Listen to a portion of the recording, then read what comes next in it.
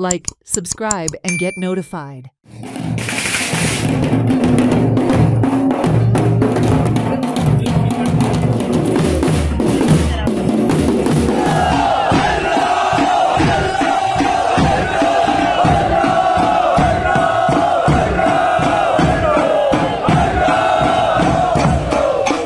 The Kalasotsav and Homkund Utsav of Sri Sateri Shanta Durga Devi at Virdi, Sankhali, were celebrated with great devotion and grandeur.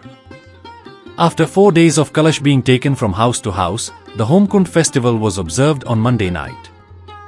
On Tuesday morning, following the goddess's Vratashtha Dhond and the crossing of Agni Divya by the goddess Kalash, the Homkund festival marked the conclusion of the 13-day-long Shigmotsav celebrations in Virdi village.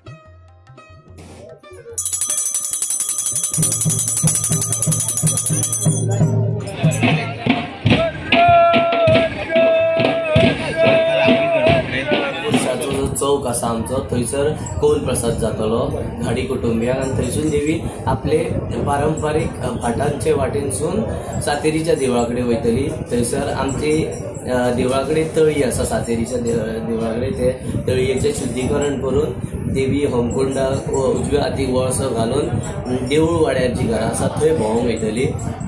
ती घरां भोंवन जाल्या उपरांत देवी धोणांच्या आनी ढोल ताशाच्या गजरात नाचत गाजत होमकुंडाकडे येतली. होमकुंडाक अग्नी दिल्या उपरांत होमकुंडाचे नाचत गाजत धोण गणां समवेत 5 फेरे घेतली आनी सातेरीच्या देवळाकडे स्नानाक वयतली.